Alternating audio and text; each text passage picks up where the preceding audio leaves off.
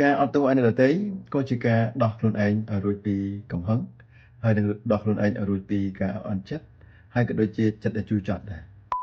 ជម្រាបសួរបងប្អូនអរគ្នាថ្ងៃនេះខ្ញុំចង់និយាយអំពីប្រធានបទមួយទាក់ទងជាមួយនឹងការអត់ទោសខ្ញុំជឿថាទាំងបងប្អូនទាំងខ្ញុំយើងសិតធ្លាប់ជួបបទពិសោធន៍ទាក់ទងជាមួយនឹងការដែលអ្នកដទៃធ្វើយើងជឿចាប់ឬក៏បាទមានកិច្ចការផ្សេងដែលធ្វើឲ្យយើងអន់សពុនចិត្តអីផ្សេងអញ្ចឹងដល់ពេលនោះហើយវាមានជាកលៈស័កបាទដែលយើងត្រូវជ្រើសរើសថាតើយើងគួរអត់ទោសឲ្យម្នាក់ហ្នឹងឬក៏បុគ្គលហ្នឹងឬក្រុមហ្នឹងឬមួយក៏យើងត្រូវអឺចងគំនុំចងអាឃាតមានថាអត់ប្រឹងអត់ទោសទេបាទសុខចិត្តនៅខឹងនៅអន់ចិត្តនៅគំនុំអីចឹងទៅគុំគួនអីចឹងទៅបាទប៉ុន្តែ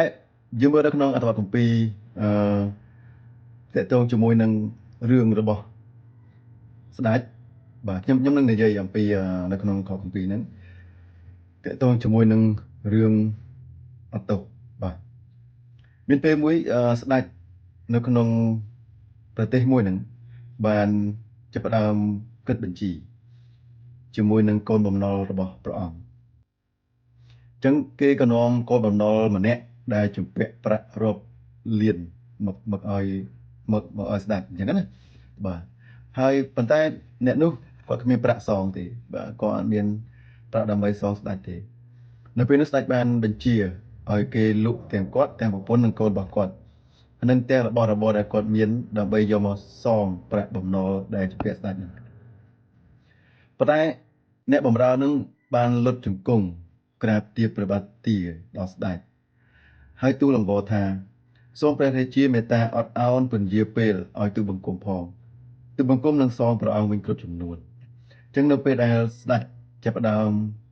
ចង់លក់គាត់ចង់លក់កូនប្រពន្ធគាត់លក់របស់របរផ្សេងដើម្បីសងបំណុលឲ្យស្ដេចវិញហ្នឹងគាត់ក៏បានលន់តួអង្វរស្ដេចថាឲ្យអាណិតមេត្តាដល់គាត់ផងបាទអត់ឱនពន្យាពេលឲ្យគាត់ផងគាត់នឹងសងវិញគ្រប់ចំនួននៅពេលនោះស្ដេចមានប្រហាទេដល់ទៅសូដល់អ្នកបម្រើនោះមែនទេព្រះអង្គក៏ឲ្យគាត់ទៅវិញហើយបាននិយាយថាព្រះអង្គនឹងលុបបំណុលទាំងអ្វីដែលអ្នកបម្រើជំពាក់ចោលទាំងអស់ប៉ុន្តែយើងមើលរឿងសាច់រឿងបន្តទៀតនៅពេលដែលបរិសម្នាក់នោះចេញពីស្ដេចនឹងទៅគាត់ដើរតាមផ្លូវស្ទើរតែជួបជាមួយនឹងមិត្តភក្តិគាត់ម្នាក់ដែលមិត្តភក្តិគាត់ហ្នឹងបានជំពាក់ប្រាក់គាត់បាទប៉ុន្តែអត់ជំពាក់ដូចច្រើនដូចគាត់ជំពាក់ស្ដេចទេបាទហើយពេលហ្នឹងគាត់ទៅច្បាច់កមិត្តភក្តិគាត់និយាយថាសងប្រាក់អញទាំងអស់មកបាទជំពាក់ប៉ុន្មានសងទាំងអស់មក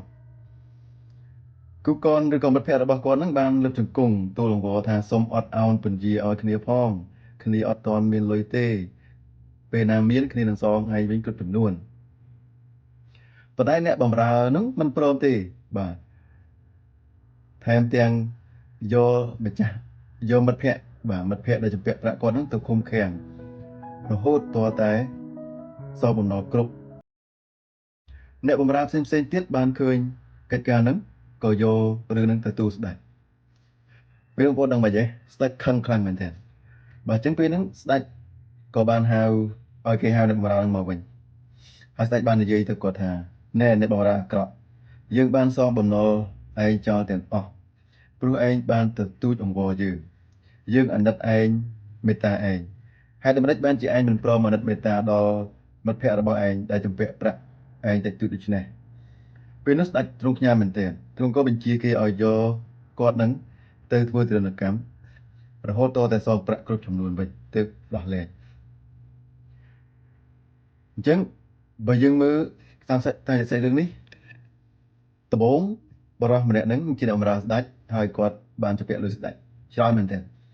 ហើយស្ដេចបានចង់យកគាត់នឹងប្រពន្ធកូនសម្ភារៈអីផ្សេងៗរបស់គាត់ដែលមានតែប្រមាណហ្នឹងទ្រព្យសម្បត្តិគាត់ហ្នឹងគេទៅលក់ដើម្បីសងបំណុលហើយគាត់ក៏បានទទូចសុំអង្វរស្ដេចបាទហើយស្ដេចក៏បានលើកលែងទោសឲ្យនិងព្រមទាំងលុបទាំងបំណុលចោលទាំងអស់ប៉ុន្តែក្រោយមកគាត់បានដើរទៅជួបមិត្តភក្តិរបស់គាត់ហើយគាត់ក៏ច្បាច់កមិត្តភក្តិរបស់គាត់ឲ្យសងបំណុលរបស់គាត់ហើយមិត្តភក្តិគាត់អត់មានលុយសងគាត់ក៏បានយកទៅដាក់ឃុំឃាំងបាទអញ្ចឹងពេលនេះយើងមើលថាមនុស្សយើងម្នាក់ បានទទួលការអត់ទោសបាទបានទទួលការអត់ទោសពីព្រះជាម្ចាស់ហើយព្រះអង្គសពតិឲ្យយើងចេះអត់ទោសអ្នកដទៃដែលបានធ្វើខុសមកលើយើងឬក៏ធ្វើបាបយើងឬក៏ធ្វើឲ្យយើងជឿចាប់អីផ្សេងៗហើយបើយើងមើលនៅក្នុងខគម្ពីរបានចែងថាចំពោះអ្នករាល់គ្នាបើម្នាក់ម្នាក់មិនព្រមលើកលែងទោសឲ្យបងប្អូនដោយស្មោះអត់ចិត្តទេព្រះបិតារបស់ខ្ញុំដែលគង់ថាបរមសុខក៏នឹងធ្វើទរណកម្មអ្នករាល់គ្នាដូច្នោះដែរមានន័យថាបើយើងមិនព្រមអត់ទោសឲ្យអ្នកដែលធ្វើបាបយើងឬក៏ធ្វើឲ្យយើងឈឺចាប់ឬក៏ធ្វើឲ្យយើងអន់ចិត្តផ្សេងៗព្រះជាម្ចាស់ព្រះអង្គក៏នឹងមិនអត់ទោសឲ្យយើងដែរបាទហេតុអីព្រោះព្រះអង្គបានអត់ទោសឲ្យយើងហើយហេតុអីបានយើងអត់ទោសឲ្យគេប៉ុន្តែសំណួរសួរថាការអត់ទោសស្រួលទេការអត់ទោសអត់ស្រួលទេគឺពិបាកប៉ុន្តែយើងអាចធ្វើបានដោយពឹងអាំងទៅលើព្រះអង្គព្រះអង្គនឹងជួយយើងឲ្យយើងអាចអត់ទោសអ្នកណាដែលធ្វើយើងឈឺចាប់ធ្វើយើងអន់ចិត្តឬមួយក៏បាទធ្វើយើងមានទុក្ខលំបាកផ្សេងៗហើយមួយទៀតការអត់ទោសគឺវាសំខាន់មែនទែនវាជួយយើងបើសិនជាយើងមិនអត់ទោសឲ្យនរណាម្នាក់វាធ្វើឲ្យយើងគុំគួនម្នាក់នឹងខឹងម្នាក់នឹងអន់ចិត្តមួយម្នាក់នឹងនៅក្នុងចិត្តរបស់យើងជារៀងរហូតបាទឃើញម្នាក់នឹងអត់បានឃើញខឹងឃើញអឺទៅអត់សប្បាយហ្មងបាទធ្វើឲ្យជីវិតរបស់យើងអត់សប្បាយចិត្តហ្មងបាទអញ្ចឹងការអត់ទោសឲ្យអ្នកដទៃក៏ជាការដោះខ្លួនឯងឲ្យរួចពីកំហឹងហើយនឹងដោះខ្លួនឯងឲ្យរួចពីការអន់ចិត្តហើយក៏ដូចជាចិត្តដែលជូរចត់ដែរបាទពីព្រោះកាលណាយើងអត់ទោសឲ្យអ្នកដទៃយើងលែងនឹកនាអំពីអ្វីដែលគេបានធ្វើមកលើយើងមិនមែនយើងភ្លេចទេយើងអត់ភ្លេចទេប៉ុន្តែយើងជ្រើសរើសថាយើងអត់នឹកនាអំពីកិច្ចការទាំងអស់នោះទៀតយើងអត់យកវាមកនិយាយទៀតដើម្បីធ្វើយើងឈឺចាប់បន្តទៀតអញ្ចឹងណាបាទបាទអញ្ចឹងសង្ឃឹមថាវីដេអូនេះជួយបងប្អូនអរគ្នាហើយយើងនឹងជួបគ្នានៅវីដេអូក្រោយទៀតសូមអរគុណសូមអរគុណម្ចាស់ប្រទានពរ